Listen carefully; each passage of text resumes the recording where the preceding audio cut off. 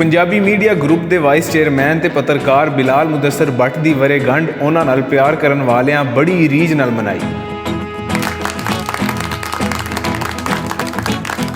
इस मौके उत्ते पंजाबी मीडिया नाल जुड़े कामियां ते नज़रियाती संगत रखन वालियां बिलाल भट्ट होरां लई नेक तमन्नावां दा इजहार कीता। पंजाबी मीडिया ग्रुप के चेयरमैन मुदस्सर इकबाल भट्ट होरां दा आखना सी कि बिलाल मुदस्सर ने पंजाबी सेवा की जिहड़ी राह इख्तियार की है वो मेरे लिए बड़े ही मान की गल है। बिलाल भट्ट की सालगिरह यकीनन मेरा बेटा भी है, दोस्त भी है, बरखुरदार भी है, इस इदारे का चीफ एग्जैक्टिव भी है। तो सालगिरह एक खुशाइंद गल है और यकीनी गल है, सारे इदारे ने उत्ते बहुत खुशी है और मेरी तो ख्वाहिश है कि वो सालगिरह एहतमाम नाल मनाई जाए और इस सालगिरह हज़ारां सालगिरह मनाए, वो कामयाबियां माने। और मेरा तो यार भी है, पुत्र भी है, दोस्त भी है।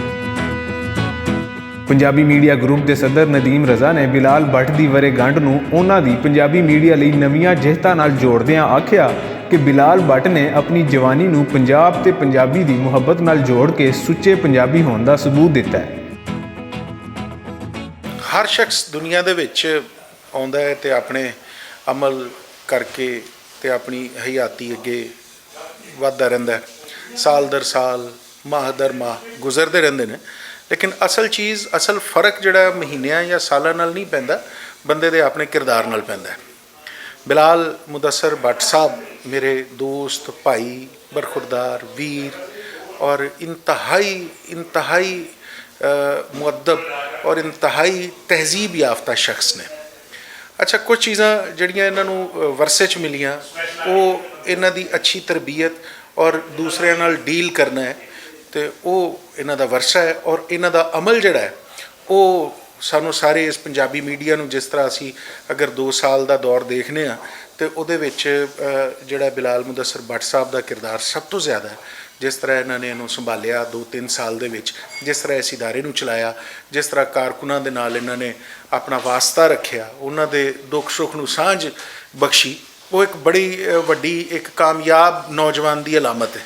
तो इन्हां दे जिहड़ी जन्म दिहाड़ या वरेगंढ है, इहदे उत्ते इन्हां नूं ढेरां दुआवां देण दे नाल नाल सब तो वड्डी दुआ ये वे कि ये अपने वर्करां नाल इस तरह मुहब्बत वाला रवैया, अपने इदारे नूं इस तरह मजबूत बनाउण दी रविश जिहड़ी अपनी वो बरकरार रखण।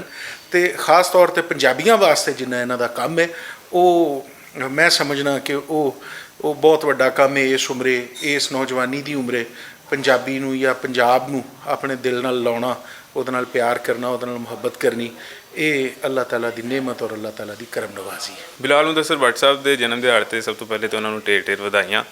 तो इस खुशी के मौके पर साड़ी दुआ है कि वो हज़ारां साल जीन, हयातियां मानन ते अपने वालिद मुदस्सर इकबाल भट्ट साहब के मिशन नूं, पंजाब ते पंजाबी के मिशन नूं इस तरह लैके चलते रहन। बिलाल मुदस्सर भट्ट साहब साढ़े लाजमी तौर पर चीफ एग्जैक्टिव ने, और लेकिन उन्हां नाल ताल्लुक जिहड़ा एक भाई और एक दोस्त तो किते ज़्यादा है।